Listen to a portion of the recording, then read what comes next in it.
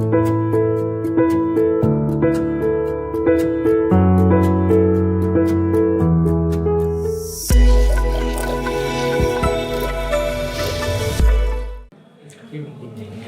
Welcome everyone, आप सभी का पाई क्लासेस में स्वागत है। चैप्टर 9 चल रहा है, जिसके अंदर हमने लास्ट क्लास में 7 क्वेश्चन कर लिया था। इसका क्वेश्चन नंबर 7 कर लिया था। अब हम स्टार्ट करेंगे आज क्वेश्चन नंबर 8 से। तो जल्दी फटाफट देख लीजिए भैया। Question number 8, listen everyone. Diagram बनाना उस दिन सिखा तो दिया था आपको, दोबारा डायग्राम बना रहा हूं ना हाथों हाथ। देखिए, ए स्टेच्यू होता है पुतला, ठीक है। A statue 1.6 metre tall stand on the top of pedestal. मतलब ये स्टेच्यू है जो स्टैंड है पेडल स्टल के ऊपर। पेडल स्टल होता है जो एक चबूतरा टाइप से बना होता है, गोल गोल, जिसके ऊपर मूर्ति रखी होती है ना। From a point on the ground, ground के किसी एक पॉइंट से the angle of elevation of the top of the statue is 60 degree. Ground के किसी एक पॉइंट से स्टेच्यू के टॉप का जो एंगल है वो 60 डिग्री बनना है भैया, ठीक है। आगे बोला है and from the same point the angle of elevation of the top of the pedal stall is 45 degree. Pedal stall के टॉप का एंगल 45 डिग्री है। Find the height of the pedal stall. आप जब भी डायग्राम बनाओ तो पहले पूरा का पूरा क्वेश्चन पढ़ लो एक बार में, फिर दोबारा क्वेश्चन को पढ़ो और पढ़ते पढ़ते डायग्राम बनाओ। देखिए, इसका मतलब यह है कि कोई एक, पहले तो जमीन बना लो, है ना। अब जमीन के ऊपर कोई एक पॉइंट है और यहां एक पेडल स्टल बना हुआ है, जिस पर मूर्ति खड़ी होती है ना, उसे पेडल स्टल कहते हैं। उस स्टेज को बनता है ना जो, उसे पेडल स्टल कहते हैं। तो मान लो ये पेडल स्टल है ना, अब इसके ऊपर ये मूर्ति है, ये मूर्ति है। तो इतना ही कुछ बोल रहा है ना वो, स्टेचू बना दिया। कितना? 1.6 मीटर टॉल है, तो स्टेचू की जो हाइट है वो 1.6 मीटर हो गया। Stand on the top of pedal stall, pedal stall के टॉप पे खड़ा है भैया, ठीक है। From a point on the ground, ground के एक पॉइंट से the angle of elevation of the top of the statue is, भाई पहले तो फ्रॉम को पकड़ना है। फ्रॉम मतलब इस पॉइंट से, फिर किसके टॉप की बोल रहा है वो? स्टेच्यू के, सॉरी, किसके बोल रहा है वो? स्टेच्यू के। स्टेच्यू का टॉप ये होगा, ये वाला पॉइंट होगा, तो इसको इससे मिलाओ। वो कितना डिग्री दे रखा है? 60 डिग्री दे रखा है। And from the same point, उसी पॉइंट से the angle of elevation, elevation मतलब नीचे से ऊपर बनना है angle, of the top of the pedal stall कितना है? 45। पेडल स्टल क्या है? ये वाला, ये पेडल स्टल है, इसका टॉप का हिस्सा ये होगा, ठीक है। तो यहां से ये जो एंगल है वो कितने डिग्री का बनना है? 45 डिग्री का बनना है, ठीक है। ये हो गया अपना डायग्राम कंप्लीट, है ना। अकॉर्डिंग टू क्वेश्चन में जो दे रखा है उसके हिसाब से अपन ने डायग्राम तो बना लिया, बट इसमें कुछ चीजें मिसिंग होती है जो अपन को अपनी तरफ से माननी पड़ती है। जैसे कि इसमें निकालना क्या है? फाइंड करना है हाइट ऑफ पेडल स्टल। उसको अपन क्या नाम दे देंगे? एच नाम दे देंगे, ठीक है। इसको नाम दिया A B C D। ये पूरी जो लाइन है ये H प्लस 1.6 हो गया। आप लोग मत बोलो भैया ज्यादा, ठीक है, मुझे समझाने दो, आगे मत बोलो। एक और चीज है, आप सुनो, ये क्या है? परपेंडिकुलर। अगर मैं ए बी सी ट्राइंगल लूंगा तो खाली यही परपेंडिकुलर होगा। अगर मैं ए बी डी लूंगा तो भी यही परपेंडिकुलर होगा। अकेले परपेंडिकुलर से ये क्वेश्चन सॉल्व होते हैं क्या? नहीं। इसमें जो अपन लगाते हैं पंडित बद्री प्रसाद हरी हरी बोल के अंदर 2 लाइन का कॉम्बिनेशन बनता है, दूसरी लाइन जरूर होती है। तो दूसरी लाइन को हम क्या मानेंगे? यहां पर एक्स। ये नीडी लाइन होती है, मतलब ये जरूरत के हिसाब से अपन इसको यूज कर रहे हैं। जब लगता है हाँ जरूर, एक्स तो आएगा जरूर। जब भी 2 एंगल वाला क्वेश्चन आएगा उसमें एक्स जरूर आता है, ठीक है। इसमें मोस्टली कॉमन वाले को एक्स मानते हैं। किसको मानते हैं भाई? जरूरी थोड़ी इसी को मानेंगे, इसको भी मान सकते थे, इसको भी मान सकते थे, बट इसी को क्यों लिया? क्योंकि ए बी लाइन दोनों ट्राइंगल में आ रही है भाई। ए बी सी में भी ए बी आ रही है, फिर ए बी डी तक में भी ए बी आ रही है। तो डायग्राम तो बन गया। पहला तो क्या कदम होना चाहिए आपका? डायग्राम बिल्कुल सही होना चाहिए, ठीक है। फिर डिटेल्स लिखते हैं, खाली मैं डिटेल्स नहीं लिख रहा हूं, डायरेक्ट क्वेश्चन सॉल्व कर रहा हूं। अब सबसे छोटे वाले ट्राइंगल से शुरू करेंगे।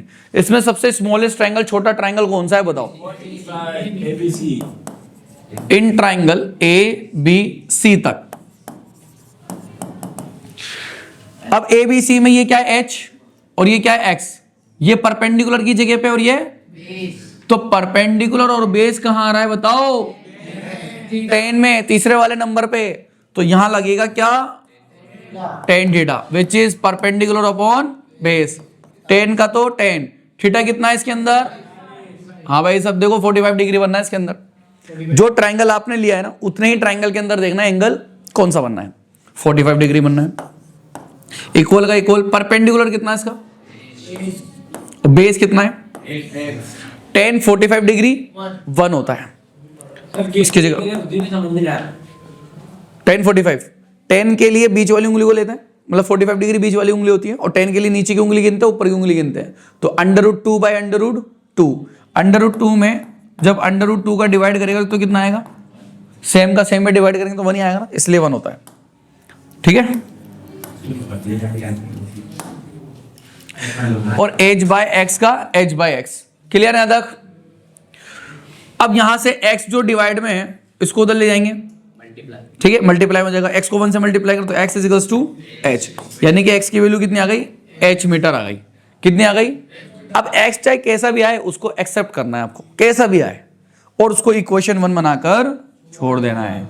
और ये ही प्रोसेस, यही काम हर क्वेश्चन में होगा। इसलिए मैं आपसे पहले क्वेश्चन नंबर 7 करवाया था। 7 में भी तो सेम ऐसे हुआ। In triangle A B D, अब पूरा बड़ा वाला ट्राइंगल ले लेंगे, कहां तक? ए बी डी तक की बात करेंगे। उसके अंदर वही ये परपेंडिकुलर और ये क्या है? बेस। तो लगेगा क्या? tan theta perpendicular upon base.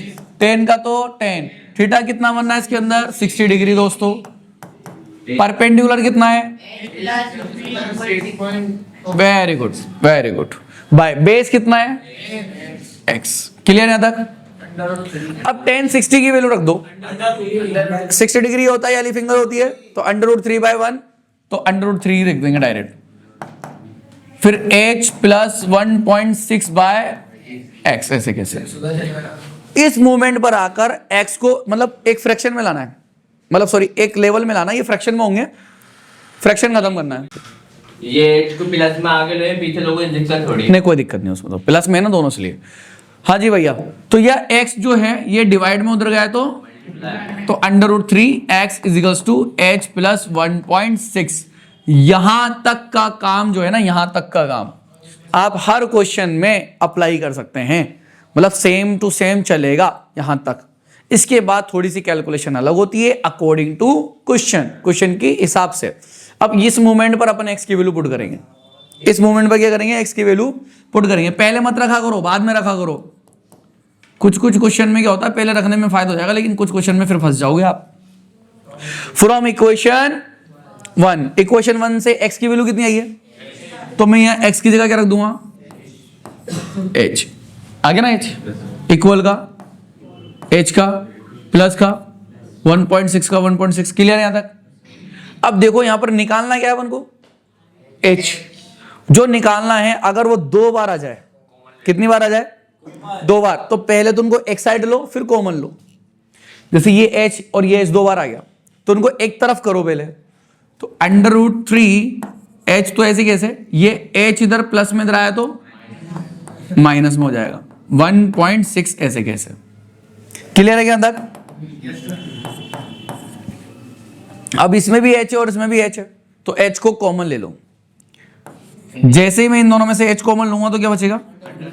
Minus का माइनस, यहां से h बाहर लेंगे तो इक्वल 1.6। अरे भैया क्लियर है यहां तक? क्लियर है? ठीक है, क्योंकि कॉमन लिया ना। अब इससे पहले वाले क्वेश्चन में आप 20 कॉमन ले रहे थे, है ना? यहां पर क्या कॉमन आया? h। बस इसी की बात कर रहा था मैं कि यहां तक तो सेम रहेगा, बट इसके आगे जब आप जाओगे ना तो जरूरी नहीं है कि हर सवाल एक जैसा हो, वो थोड़ा अलग हो जाएगा, चेंज हो जाएगा। ठीक है, इस मोमेंट पर अगर किसकी वैल्यू निकालनी है? h की। अब h की वैल्यू निकालने के लिए हम h को छोड़कर 1.6, ये पूरा डिवाइड में, ये जो पूरा ब्रैकेट जो है वो काई में इधर आएगा तो डिवाइड में हो जाएगा। अब h की वैल्यू तो आ गई, बट एक प्रॉब्लम है, फ्रैक्शन में नहीं छोड़ते, बाय के नीचे रूट में नहीं छोड़ते। फ्रैक्शन में डिनोमिनेटर में रूट का नंबर नहीं छोड़ सकते भैया, गलत हो जाएगा, अपशगुन हो जाएगा। तो क्या करें इसके लिए, फिर इसका रेशनलाइज करेंगे। क्या करेंगे, इसका रेशनलाइज कर दो भैया। h is equals to 1.6 by under root 3 minus 1 है। अब जिसको रेशनलाइज नहीं करना था वो सुन लो ध्यान से, बाय के नीचे वाला नंबर जो डेनोमिनेटर में होता है उसका रेशनलाइज होता है। तो डेनोमिनेटर में कौन है, अंडर रूट 3 माइनस 1, तो अंडर रूट 3 और 1 ही लेना है, बट ये माइनस का है ना तो आपको प्लस का लेना है, और जितना ऊपर लिया उतना ही नीचे लेना है, मतलब सेम टू सेम कॉपी लेनी है उसकी, ठीक है। बट इतना सा फर्क है कि जो माइनस में है बीच में तो प्लस लेना है बीच में, और अगर प्लस है तो माइनस लेना है, उल्टा सिंबल लेना है हमेशा, सेम टू सेम कॉपी लेनी है, और ऊपर नीचे आप इसको क्या करना है, मल्टीप्लाई करना है। क्या करना है, मल्टीप्लाई। इसको कहते हैं रेशनलाइज। क्या कहते हैं इसे, रेशनलाइज करना, यानी कि रूट हटाने का एक प्रोसेस है, मेथड है, जो 9th क्लास में चैप्टर 2 में पढ़ाया गया था। बोल, ठीक है। अब आपस में इनको मल्टीप्लाई करना है, 1.6 का 1.6। देखो मल्टीप्लाई कैसे करेंगे, ऊपर वाले को ऊपर वाले से करेंगे, जैसे ये ऊपर वाला है इसको ऊपर वाले से करेंगे, न्यूमिनेटर को न्यूमिनेटर से, बट मत करो ब्रैकेट में रख दो ऐसे कैसे, ठीक है। ये यूं का यूं रख दिया अपन ने, 1.6 ब्रैकेट अंडर रूट 3 प्लस 1 न्यू का यूं रख दिया। हम नीचे वाले ब्रैकेट को नीचे वाली ब्रैकेट से मल्टीप्लाई करेंगे। अब यहाँ एक आइडेंटिटी लग रही है, आइडेंटिटी पढ़ी होगी आपने, a प्लस बी और a माइनस, ये बहुत काम की आइडेंटिटी है भाई साहब, a प्लस बी और a माइनस बी, ये होता है a square minus B square. मतलब जब दो ब्रैकेट हो और उन दोनों ब्रैकेट के अंदर के नंबर सेम सेम हो, और एक बार वो प्लस में हो और एक बार माइनस में हो, तो उन दोनों नंबर पे स्क्वायर लगा देते हैं और बीच में माइनस लगा देते हैं। दोनों माइनस में होता है, कौन सी लगती है? वो दूसरी आइडेंटिटी है, उस पर अभी बात नहीं करेंगे, अभी इसी पे करेंगे। अजीम इधर देख ले बेटा, देखो ये अंडर रूट 3 और ये अंडर रूट 3 सेम है, एक ही जगह काम कर रहा है ये, और ये 1 और ये भी 1, ये b की जगह काम कर रहा है, दोनों सेम है, और एक प्लस में और एक, तो क्या मैं दोनों पे स्क्वायर लगा दूं, अंडर रूट 3 का स्क्वायर माइनस 1 का square, h is equals to 1.6 bracket under root 3 plus 1 by under root 3 का स्क्वायर 3 माइनस 1 का square 1, h is equals to 1.6, ऐसे कैसे, ऊपर वाले को देखो मैं छेड़ ही नहीं रहा हूं, ऐसे कैसे लेके चल रहा हूं, है ना। 3 में से 1 गया तो 2, अब नीचे 2 आ गया, 2 का डिवाइड करना है, 2 का डिवाइड 16 में हो रहा है क्या बताओ, पॉइंट भूल जाओ, डिवाइड कर दो भाई, 2 से इसको काटेंगे तो 8 टाइम जाएगा, तो 0.8 लिखेंगे, क्योंकि पॉइंट तो था ना एक डिजिट के बाद, तो पॉइंट लगा देंगे, bracket under root 3 plus 1, this is the answer. Okay, question complete हो गया। तो इसी के साथ आपको रियलाइज हो रहा होगा, महसूस हो रहा होगा कि जैसे जैसे अपन आगे क्वेश्चन बढ़ाएंगे वैसे वैसे क्वेश्चन की क्वालिटी बढ़ रही है भैया। इससे पहला वाला क्वेश्चन इससे छोटा था, इजी था, बट ये बड़ा हो गया। फटाफट नोट करो उसको। अब अपन क्वेश्चन नंबर 10 स्टार्ट करने जा रहे हैं। बहुत इंटरेस्टिंग क्वेश्चन है और इंपॉर्टेंट भी है ये इंपॉर्टेंट की कैटेगरी में है भैया। ऐसे तो सभी इंपॉर्टेंट है लेकिन ये ज्यादा है। Two poles of equal heights are standing opposite each other on either side of a road। मतलब एक रोड है, उसमें दो खंबे सेम साइज के अपोजिट डायरेक्शन में खड़े हुए हैं, लगे हुए हैं। तो भैया ये देखिए, ये मैंने मान लिया एक रोड है ना, इसके एक साइड पे यहाँ एक पोल है तो दूसरी साइड पे यहाँ एक पोल है, ठीक है, और दोनों की हाइट जो है वो इक्वल है। ये इसने मेंशन करी है भैया, इक्वल हाइट है ना, मेंशन कराइए। और आगे क्या बोला, either side of road which is 80 meter wide, either side of road which is 80 meter. अब यहां पर ये जो 80 मीटर विड है ये किसके लिए बोल रहा है, खंबे के लिए या रोड के लिए? रोड के लिए, रोड की चौड़ाई देगा। तो ये 80 मीटर की विड हो गई, मान लो इसकी चौड़ाई हो गई पूरी रोड की। नेक्स्ट आगे, from a point between them on the road, between them मतलब उन खंभों के बीच में रोड के ऊपर एक पॉइंट से, फ्रॉम आ गया ना, फ्रॉम मतलब पॉइंट से, the angles of elevation of the top of the poles are 60 degree and 30 degree. मतलब इसके बीच में कहीं कोई पॉइंट है, मान लीजिए यहां कोई पॉइंट है ना, यहां से इसका एंगल और यहां से इसका एंगल दोनों दे रखा है, एक का दे रखा है 60, एक मिनट, एक का दे रखा है 30, ऐसा अगर ऐसा हो जाता तो इधर का 60 होगा इधर का 40। कोई फर्क नहीं पड़ता उससे, वो तो बस इस बात को मैं पहले भी मेंशन कर चुका हूं, जो पॉइंट है ना, पॉइंट ऑब्जेक्ट के जितना करीब होगा उसका एंगल उतना ज्यादा होगा। मतलब ये पॉइंट इस खंबे के करीब है, पास में है, तो इसका एंगल क्या है, ज्यादा, और ये पॉइंट इस खंबे से थोड़ा दूर है तो इसका एंगल कम है। बस इतना सा समझ लेना है आपको, छोटे वाले को दूर की तरफ रखना है और बड़े वाले को पास की तरफ रखना है, ठीक है। वीडियो का आएगा A B C D E, clear यहां तक? तो आगे क्या बोला इसने, find the height of the poles, poles की हाइट फाइंड करनी है, and the distance of the point of from the poles. तो पहले तो हाइट फाइंड करनी है खंभ की, तो इसको h मान दूं, ये भी h हो जाएगा क्या? दो अलग अलग खंबे सेम ही साइज के हैं क्या? इसलिए दोनों सेम ही नाम हो गया इनका, ठीक है। बट एक प्रॉब्लम है हमारे सामने, क्वेश्चन के अंदर सॉल्यूशन में हम एक एक करके ट्रायंगल लेते हैं, है ना। जैसे ए बी सी, आप सी तक ही तो ट्रायंगल बनना है ना, ए बी सी लोगे, और एक बनना है सी डी ई। इसमें तो ये क्या हो गया, परपेंडिकुलर, लेकिन ए बी सी में बेस क्या है, बेस अभी फिलहाल मौजूद नहीं है। कुछ बच्चे बोलेंगे सर 80 मीटर है तो सही, बट ये 80 मीटर पूरा बी से लेके डी तक है, ना कि बी से लेके सी तक। तो हमें चाहिए बी से सी, क्या चाहिए हमें, बी सी चाहिए भैया। बी डी है अपने पास लेकिन बी सी नहीं है, तो क्या करें भैया, और ना सी डी है और सी डी भी नहीं है, तो दोनों में से किसी एक को एक्स मानो। मान लो मैंने इसको x मान लिया, इस वाले को x मान लिया भैया, तो ये हो गया 80 माइनस एक्स, क्लियर यहां तक? दूसरे वाले को ठीक है। कितना सर, एक इसको x माना तो पूरी लाइन कितनी थी, 80 मीटर की। भाई दो लाइन, एक पूरी लाइन है, यहां पर टुकड़ा है इसका c है, सी डी को मैंने क्या मान लिया, x। अब मैं पूरी लाइन में से ये पूरे 80 मीटर की है, कितने मीटर की है भैया, 80 मीटर की। पूरी लाइन में से अगर ये आगे वाली लाइन को हटा दूंगा तो बची हुई जो लाइन होगी, हाँ बची हुई जो लाइन होगी वो क्या होगी, 80 माइनस एक्स, क्योंकि मैंने 80 में से x को ही तो गायब करा है, 80 में से x को ही तो माइनस करा है, तो बची हुई लाइन 80 माइनस एक्स हो जाएगी। क्लियर है यहां तक? तो डायग्राम यहां पर होता है कंप्लीट। इसके बाद 1 बाय 1 अपन ट्रायंगल्स को लेंगे। सर एक बार खुद कर लेंगे, नहीं, घर पे करना भैया, इस चीज के लिए मैंने आपको बोला घर पे करना है, आपको सेल्फ करना है खुद, ठीक है, बिना देखे। तो पहले छोटा वाला ट्रायंगल लेते हैं। छोटा ट्रायंगल कौन सा बताओ, सी डी ई।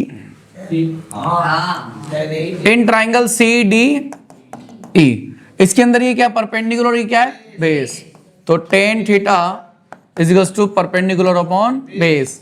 टेन का तो 10। तुम इतनी लेट क्यों जगते हो सब? बार बार बोलूंगा क्या भाई, छोटा ट्रायंगल पे ले लेते हैं, बड़ा वाला बाद में लेते हैं, ठीक है। वैसे इस वाले क्वेश्चन में ये प्रॉब्लम नहीं होगी, आप किसी को भी पहले ले लो, कोई फर्क नहीं पड़ता, इस वाले क्वेश्चन में तो प्रॉब्लम नहीं होगी, ठीक है। बट मेरे कुछ रीजन होते हैं बताने के, मैं ऑनलाइन वालों को भी समझा दूं कि मेरे कुछ रीजन होते हैं एक पैटर्न को फॉलो करने के। मैंने कहा भाई छोटा वाला ट्रायंगल पे ले लो, फायदे में रहोगे। मैंने ये नहीं कहा कि छोटा वाला ही लेना चाहिए, अगर ले लो नहीं लोगे तो गलत हो जाएगा, ऐसा नहीं है। छोटा ट्रायंगल भी ले सकते हो, बड़ा ट्रायंगल भी ले सकते हो, कोई से भी ट्रायंगल ले सकते हो पहले। बट आप वो ट्रायंगल लिया करो जहां पर खाली एक्स हो। कहां पर क्या हो, क्योंकि अपना पहला मकसद है भैया एक्स की वैल्यू निकालना।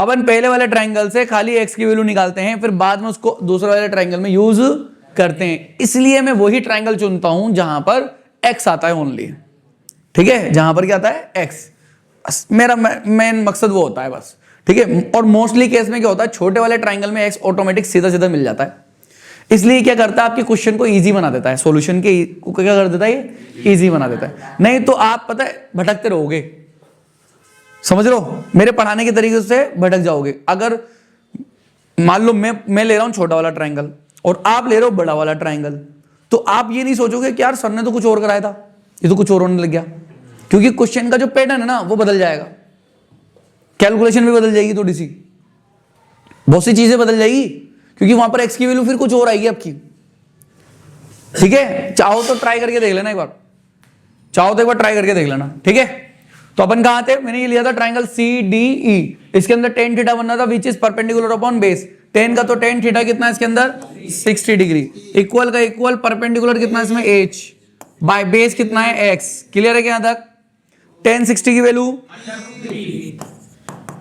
h बाय x की वैल्यू निकालने के लिए इसको तो लेकर आएंगे। जब मैं इसको x को इसके पास लेके जाऊंगा तो वो मल्टीप्लाई में आ जाएगा। अब ये मल्टीप्लाई में होगा उधर जाएगा तो ये डिवाइड में हो जाएगा। तो x is to h by under root 3। कुल मिलाकर x की किसी भी हालत में वैल्यू निकालनी है आपको। इसको इक्वेशन 1 बनाकर छोड़ देंगे। क्या नहीं, रेशनलाइज करने के लिए बोल रहा है, ये बाय के नीचे रूट आ गया इसलिए रेशनलाइज करने के लिए बोल रहा है। तो भैया आंसर में रेशनलाइज करा करो हमेशा, जब फाइनल आप रिजल्ट देने वाले हो ना उस टाइम पर रेशनलाइज किया करो। हाँ, ये तो अभी इक्वेशन 1 है। अब दूसरा ट्राइंगल लेंगे, इन ट्राइंगल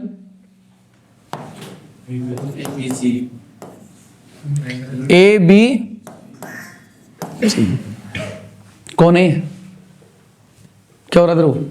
जो भी हो आप तो मिशन में ABC के अंदर ये क्या है, ये क्या है, ये क्या है, बेस। तो tan theta is equals to perpendicular upon base. tan का थीटा कितना है बताओ, 30 डिग्री। परपेंडिकुलर बेस कितना है, एक्चुअली अपन ये वाला ट्रायंगल ले रहे हैं ना ABC, तो परपेंडिकुलर इसका एज था और बेस कितना आएगा, हाँ 80 माइनस x। क्लियर है यहां तक भाई? tan 30 की वैल्यू बताओ, 1 upon under root 3 is equals to h by 80 minus x। अच्छा, एक रीजन आपको मैं ये बता देता हूं कि x की वैल्यू पहले क्यों नहीं रखता। मैंने कहा ना मेरा तरीके बहुत इंपॉर्टेंट है ना। देखो x की वैल्यू मैं क्यों नहीं रखता पहले। सपोज मान लीजिए अभी मैं रखता हूं x की वैल्यू, देखो x की वैल्यू मैंने रखी यहां पर h बाय अंडर रूट 3। अब ये ज्यादा कॉम्प्लिकेटेड नहीं हो गया क्या, बाय के नीचे बाय आ गया ना, नहीं तो फिर भी कॉम्प्लिकेटेड होगा आप लोगों के लिए। यहां पर इसको कैलकुलेट करना मुश्किल होगा बजाय वैसे। तो इससे बेटर अपन क्या करेंगे, यहां इसको x ही रहने देंगे अभी फिलहाल। अब क्रॉस मल्टीप्लिकेशन करो ना इसको इससे, इसको इससे, इस तरह से। तो 80 माइनस एक्स को 1 से मल्टीप्लाई करेंगे कितना आएगा, 80 माइनस एक्स इक्वल का इक्वल अंडर रूट 3 को ऐसे करेंगे तो अंडर रूट 3h। अब x की वैल्यू रख दो, ठीक है, क्योंकि एक ही पैटर्न फॉलो करते हैं ना तो अलग अलग क्वेश्चन में अपन कंफ्यूज भी नहीं होता है, इसका फायदा भी ये होता है। तो फ्रॉम इक्वेशन 1 80 का 80 माइनस का माइनस, x की जगह क्या रख दूंगा ना, h upon equal under root 3h ऐसे कैसे। अब h कितने हो गए, 2 हो गए। इससे पहले वाले क्वेश्चन में भी 2 गए थे, उसके लिए अपन ने क्या किया था, पहले एक तरफ करा था फिर कॉमन लिया था। तो इनको उधर ले जाओ, 80 का तो 80 अंडर रूट 3h का अंडर रूट 3h, इसको उठाकर उधर लेके जाऊंगा, h के पास ही जाएगा ये h by under root 3। Clear है यहां तक, ठीक है। अब करेंगे इसका कॉमन ले लो भैया, इन दोनों में कॉमन क्या है, h है भैया, इसमें भी h इसमें भी h है, ठीक है। अब अंडर रूट 3 जो तू देख रहा ना वो ऊपर और नीचे 2 अलग अलग है, ऊपर नीचे वाले में फर्क आ जाता है। तो यहां से h भाग लूंगा तो बचेगा क्या, यहां से h भाग लेंगे तो 1 अपॉन अंडर रूट 3 बचेगा ना। अरे समझ में आ रहा है क्या, क्लियर है। अब 80 का तो 80 h का h, पहले इस ब्रैकेट को कैलकुलेट करेंगे थोड़ा सा। तो मैंने आपको ये कहा था कि कोई नंबर अगर फ्रैक्शन में आ जाता है, एक नंबर फ्रैक्शन में और दूसरा वाला सिंपल हो बिना फ्रैक्शन के हो, तो नीचे वाले नंबर को सामने वाले नंबर से क्या कर देते हैं, मल्टीप्लाई कर देते हैं। मल्टीप्लाई होने के बाद अगर वो प्लस हो रहा तो प्लस कर देंगे, माइनस हो रहा तो माइनस कर देंगे। तो अंडर रूट 3 को अंडर रूट 3 से मल्टीप्लाई करेंगे तो कितना आएगा 3, और फिर 3 को प्लस 1 करेंगे तो 4/3 हो जाएगा क्या दोस्तों, 4 बाय अंडर रूट 3, ठीक है। और ब्रैकेट खुलेगा तो मल्टीप्लाई, 80 का तो 80 h का h के साथ में ये काय में ये मल्टीप्लाई में इधर आएगा तो रेसिप्रोकल हो जाएगा। कोई फ्रैक्शन जो बटे वाला नंबर होता है, फ्रैक्शन नंबर होता है, अगर वो मल्टीप्लाई में होता है तो उधर जाता है तो वो रेसिप्रोकल हो जाता है, उल्टा हो जाता है। बेसिक में समझाया था ना बहुत अच्छे से। क्या? क्योंकि वो हो नहीं सकता ना, h को 4 से मल्टीप्लाई करें तो 4h ही तो आएगा, कोई सेंस नहीं उसका। इधर आएगा तो √3/4 उल्टा हो जाएगा, मतलब ये 4/√3 है ना, तो √3/4 हो जाएगा। अब कुछ जो कट रहा है काट लो। क्या कट रहा है भैया? 4 1 जा 4, 4 2 जा 8, 0 का 0। तो h इज इक्वल्स टू 20 को √3 से मल्टीप्लाई करो तो 20 ये आंसर हो गया। क्लियर? नोट करो। तो चलो बेटा नेक्स्ट क्वेश्चन होता है क्वेश्चन नंबर 11। तो क्वेश्चन नंबर 11 भी बहुत बढ़िया क्वेश्चन है। A TV tower stand vertically on a bank of canal. Bank मतलब होता है किनारा, ऑफ कैनल, कैनल मतलब होता है नहर, नदी, जो भी होता है पानी का सोता। उसके किनारे पर एक टीवी टावर लगा हुआ है भैया। क्वेश्चन में ये बोला है कि कैनल की बैंक यानी कि किनारे पर उस पे एक वर्टिकली टावर लगा हुआ है। मुझे बहुत अच्छे से समझ में आ रहा है ये चीज।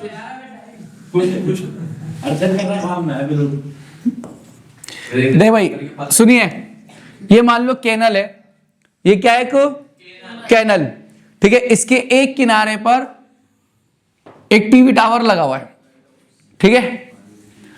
आगे बोला है from a point on the bank directly opposite to the tower, मतलब ये टावर की जस्ट अपोजिट डायरेक्शन में दूसरा किनारा होगा। अब उस दूसरे किनारे से, फ्रॉम मतलब यहां से, क्या बोला इसने? Angle of elevation of the top of the tower is 60 degree. Angle of elevation, elevation angle होता है नीचे से ऊपर बनने वाला एंगल, ठीक है। तो यहां से यहां तक बनने वाला एंगल कितना होएगा? 60 डिग्री। रक्षान इधर देख ले बेटा, तो यहां तक पड़ा है बनने और ये डायग्राम बन गया। फ्रॉम अनोदर पॉइंट, अब एक और पॉइंट है, दूसरे पॉइंट की बात कर रहा है। 20 meter away from this point on the line joining this point to the foot of the tower. अगर टावर के फुट से मैं सीधा जाऊं और सीधा जाकर इस पॉइंट से 20 मीटर दूर बोल रहा है, वो कितना मीटर दूर? इस पॉइंट से, जो पहले वाला पॉइंट था उससे 20 मीटर दूर एक और अनोदर पॉइंट है, कोई दूसरा पॉइंट है, वहां से क्या बोला इसने? The angle of elevation of the top of the tower is 30 degree. तो यहां से इसके टावर का जो एंगल है वो कितना डिग्री बनना है? 30 डिग्री बनना है भैया। Find the height of the tower. तब अपन को टावर की क्या निकालनी है? हाइट निकालनी है, जिसको अपन h नाम दे देंगे। क्या नाम देंगे भैया? h। And width of the canal, canal की विद भी निकालनी है, यानी कि इसको x मान नाम देंगे अपन। क्या नाम देंगे इसको? अगर वो पूछता नहीं तब भी अपन तो इसको x ही नाम देते हैं। a ये 20 और x पूरा क्या हो जाएगा? 20 प्लस x। ये पूरा डायग्राम कंप्लीट हो गया। डायग्राम बनते ही अपन क्या करते हैं? सबसे पहले छोटे वाले ट्रायंगल को ले लेते हैं। सर दिखने में छोटा है या डिग्री में छोटा? दिखने में छोटा। ट्रायंगल BCD, तो BCD के अंदर देखो ये h है और ये x है, ये परपेंडिकुलर की जगह, ये बेस की जगह पे। तो परपेंडिकुलर अपॉन बेस तो tan थीटा में बनता है ना भैया, बहुत सारे क्वेश्चन कर चुके हैं अभी तक, तो पता चल जाना चाहिए। परपेंडिकुलर अपॉन बेस, tan का तो tan, थीटा कितना है इसमें? 60 डिग्री है। इक्वल परपेंडिकुलर कितना है? h बाय बेस कितना है? x। क्लियर यहां तक? tan 60 की वैल्यू कितनी होगी? √3 और h बाय x। ऐसे कैसे? यहां पर भी वही काम करेंगे, x की वैल्यू निकालनी है।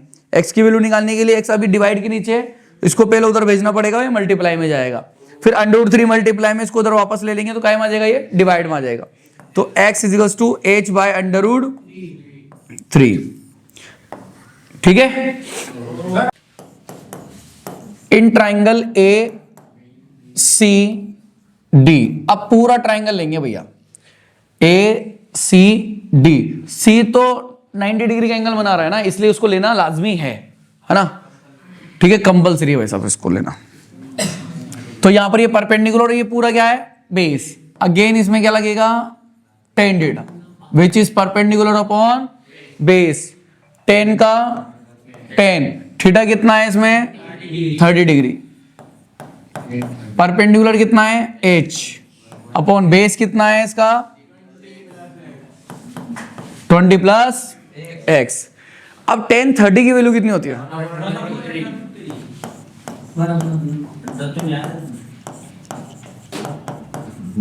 ठीक है, इस मोमेंट पर अब क्या करना है, जो फ्रैक्शन में उसको ऊपर लेके जाना है, सबको जो भी आ रहा है ना फ्रैक्शन में सबको ऊपर ले लेना है। तो भैया ये मल्टीप्लाई में चल जाएगा, ये भी मल्टीप्लाई में चल जाएगा, क्रॉस मल्टीप्लिकेशन करेगा 20 प्लस एक्स को इससे करेंगे 1 से, तो 20 प्लस एक्स इक्वल का इक्वल 20 को ऐसे मल्टीप्लाई करेंगे, सॉरी √3 को ऐसे मल्टीप्लाई करेंगे तो √3h। ठीक है, अब जैसे ये फ्रैक्शन खत्म होता है, बटे की संख्या खत्म होती है, बाय वाले नंबर्स खत्म होते हैं, उस मोमेंट पर x की वैल्यू रखनी होती है। तो यहां लिखेंगे फ्रॉम इक्वेशन 1। तो इक्वेशन 1 में x की वैल्यू कितनी है, h/√3। तो यहां पर x की जगह क्या रख देंगे, h/√3। x की जगह क्या रख देंगे अपन, h/√3। ये इधर का में उधर लेके जाएंगे, क्या लेके जाएंगे ना भैया, h वाले को h वाले के पास ही लेके जाएंगे। क्या ऐसा ही हर क्वेश्चन में ऐसा हो रहा है क्या? बस जब 1-2 बार प्रैक्टिस कर लोगे ना, आपको सारे अपना आप आने लग जाएंगे, फिर आने लग जाएंगे अपना आप ही। अब बताओ इन दोनों में कॉमन आ रहा है क्या, बचा क्या, √3 - 1/√3। ये वाला तो सेम टू सेम पीछे वाले क्वेश्चन की तरह हो रहा है एकदम। ठीक है, 20 का h का, अब देखो ये माइनस हो रहा है, इसको माइनस करो, अब की बार माइनस हो रहा है। √3 को √3 से मल्टीप्लाई करेंगे, बताया था ना, एक नंबर फ्रैक्शन में होता है, एक नंबर फ्रैक्शन में होता है, दूसरा सिंपल होता है, नीचे वाले नंबर को सामने वाले नंबर से मल्टीप्लाई कर दो, फिर जो आता है उसको प्लस करो या माइनस करो। तो √3 को √3 से करेंगे तो 3 - 1, 3 में से गया तो 2/√3, ब्रैकेट खुलेगा तो मल्टीप्लाई। अब h के साथ में 2/√3 मल्टीप्लाई में है, वो इस तरफ आएगा तो रेसिप्रोकल हो जाएगा, उल्टा हो जाएगा, मतलब पूरा इधर आएगा तो उल्टा हो जाएगा। तो 20 इधर गया तो √3/2 = h। 20 से ये कट गया, कितना बचेगा 10। h = 10 को √3 से मल्टीप्लाई करो तो 10√3 मीटर। ये आंसर होगा। तो बेटा इसी के साथ समाप्त होता है क्वेश्चन नंबर 11। ठीक है, तो नेक्स्ट अब क्लास में नेक्स्ट पार्ट में आपसे मिलेंगे जरूर, इसी के आगे के क्वेश्चंस कवर करेंगे। ठीक है।